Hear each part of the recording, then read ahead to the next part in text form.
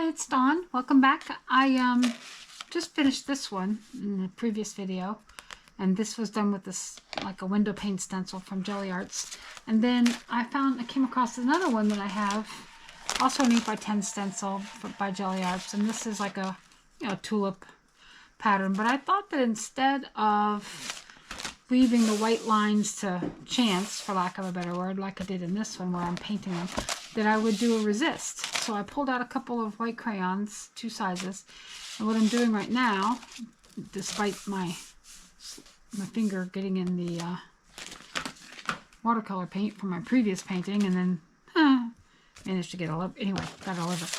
What I'm doing right now is coloring in, and you're not going to be able to see it, so I'm going to do it off camera. Coloring in the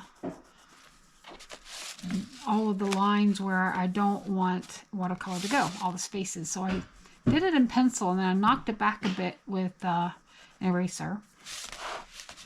And now I'm just taking this big white jumbo crayon to kind of speed things up. And then I may at the end have to come back with a posca pen to to reintroduce the white all over again at the end, depending on how well my coloring with white crayon goes on white paper. But that's kind of my goal, or that's my plan. That's my project for today. And it's just, a testament that if you don't have drawing skills, and I'm not saying I do, I'm not saying I don't, but if you don't feel comfortable with your own drawing skills, this is a great way to get an interesting... Well, I like playing around with resist techniques in general. I think they're fun. But this is a practice book, so it's just a way to stretch your legs and play what if. And because it's a practice book, and it's some pages are filled, some pages aren't. It's just a way to stretch your legs, stretch your artistic muscle. So I'm gonna finish coloring the white lines, and then we'll come back and get a mop brush down and get some paints going and see what we like. Okay, welcome back. What you can't see is the wax of the crayon. I'm trying to, even I having a hard time seeing it, to be honest. So I went around it, with my big chunky crayon for the big pieces, and then I keep like sitting here looking at it like on the side going, oh, that doesn't have a whole lot right there. But I think I'm overthinking it, honestly. So we're just going to put the crayons to the side, and now we get to decide our colors. I think I'm going to go with red and maybe some yellow. I got a big Neptune. It's a big old number 8, big old mop brush. And we're just gonna kind of see what we get here. See, hopefully the resist works. And I don't know, I'm getting the negative of it, honestly. The outline. But we'll start with a little red right here, and I think I'll do the background like a teal color, but I thought maybe I'd do a little yellow. Of course, I'm making it kind of green with this red, but not green. Why did I say green? Making it kind of orange. This is a little bit of an experiment. I've never done this with this particular stencil, or just, kind of, oh, I really wanted that more lemon. All right, well, let's figure this out, and let's see if we can get some more lemon in there. All right, we're gonna blot that guy and get us some better yellow.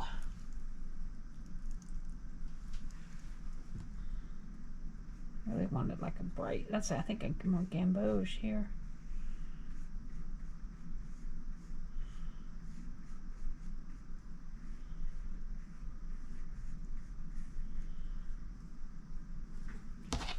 I'm gonna mop this guy up and see if I can get more of a lemon yellow.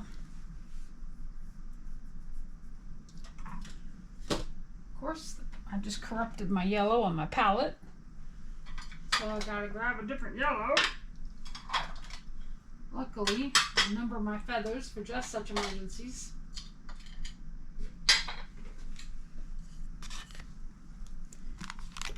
There's a very lemon yellow. Man, this mop holds so much pigment and color.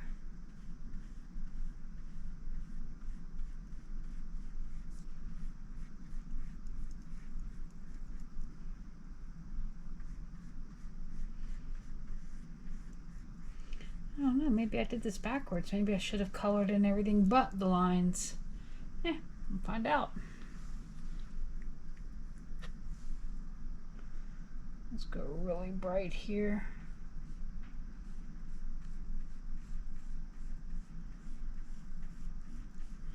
I'll do the green stems in a little bit.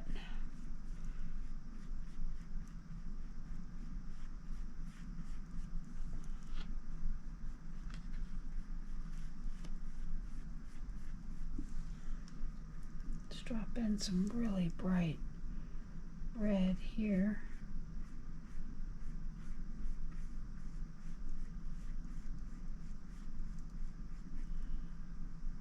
I don't know if this is going to turn out or not, but you know what? We're going to have a little bit of fun trying, aren't we? Yep, we are. Just dropping in some colors. All right, now, what I think I want to do, besides get this brush clean,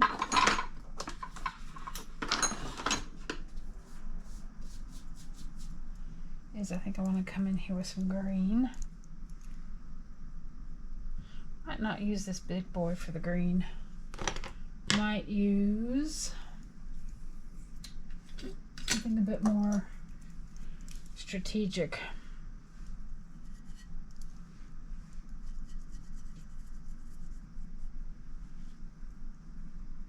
Wait, I can't color in the green because the greens are going to be white. Oh, this might turn out to be a little bit of a exercise in what? I don't know.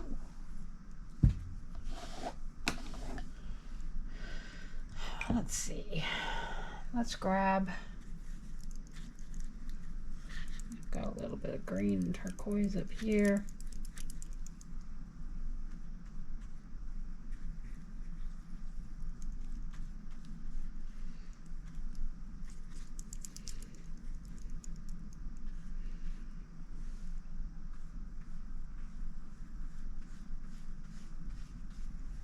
I think I want a bit more turquoise than that. A bit more teal.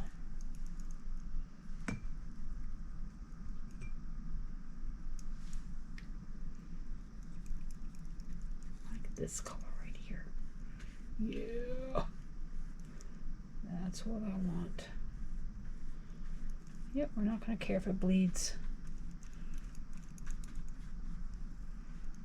We're just going to have some fun.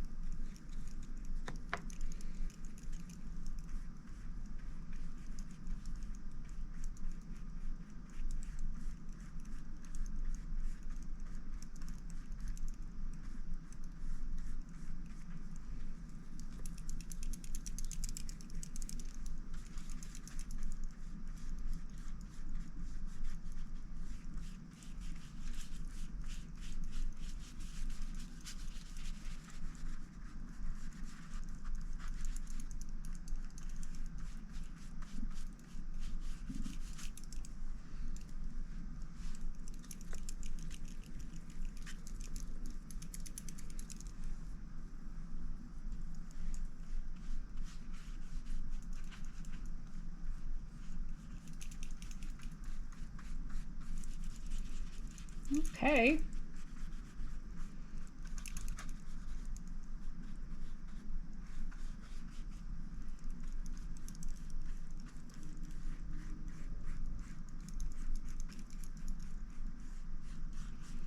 Well, let's get that a little bit of a dry, and then we'll come back and do a little, tape peel. Ooh, yay. Okay, so everything is dry. And I noticed that like some of the areas that resist work better than others. So I got out a posca and I'm just gonna go over, I don't know, but first we're gonna take the tape off and just see how we like it. One thing at a time, right? Right.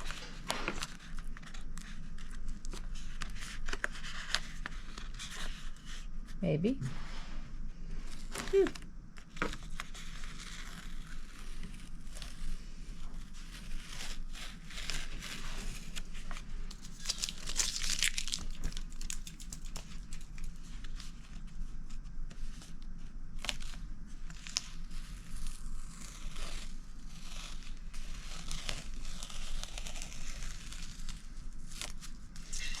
Okay. I'm loving this. Absolutely loving it. Okay, that's pulling the paper. Stop it. Okay.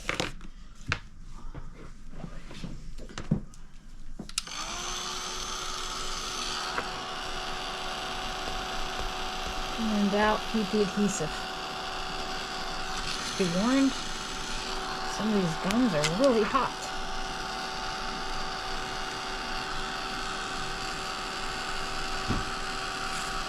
There we go.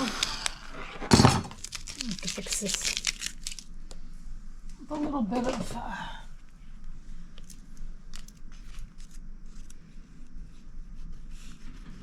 art glitter glue will fix this right up. Maybe.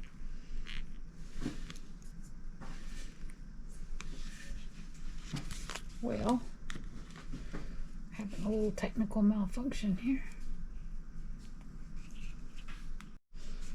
When in doubt, get a second bottle.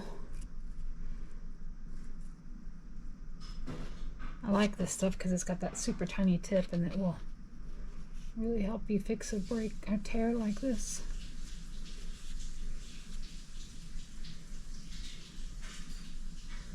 But even some school glue would do.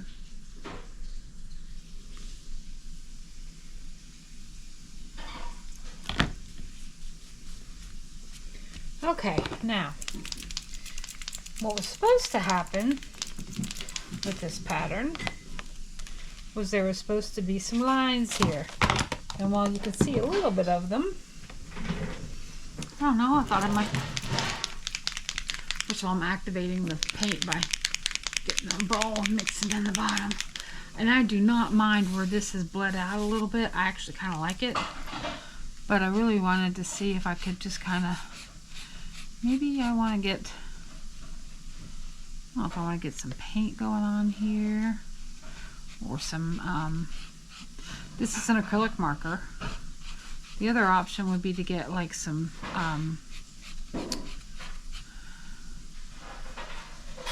colored pencil. But I don't know. I mean, maybe part of the charm of this is not being completely resisted. Just kind of using my finger to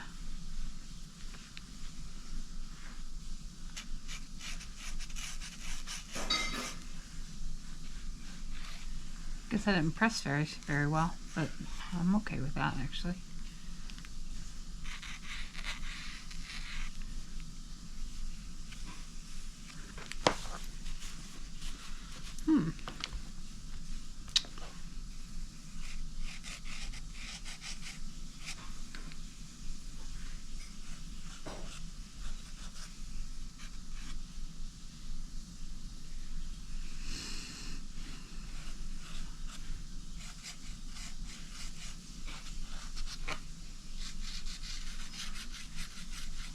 I think part of this is, you know, the watercolor paper's got a little bit of a texture to it, so of course it's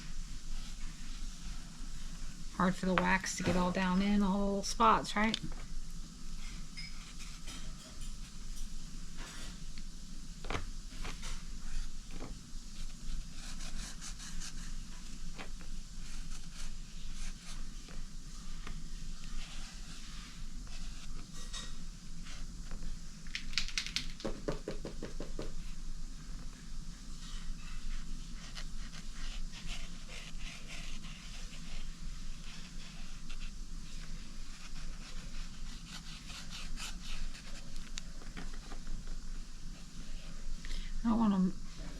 do too much because I don't want to take away from the watercolor flowiness of the piece.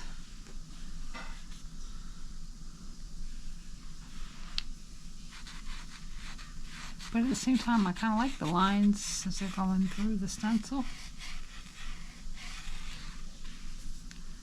So I'm kind of just softening them a little bit.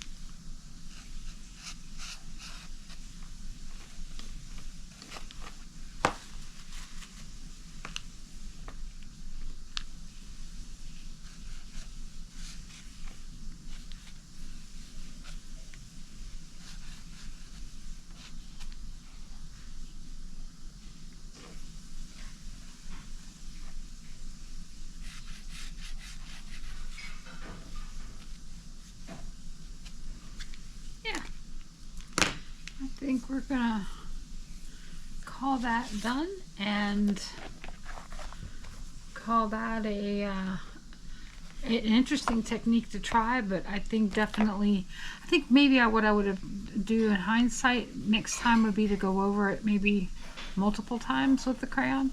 I did try to really bear down on it, but I think it would have benefited from an additional, especially if you're on, you know, textured paper. I thought I did, you know, a fairly good job, but obviously I missed some key spots, but that's okay. It was, I consider this a win. I consider this a successful technique, and I like the outcome.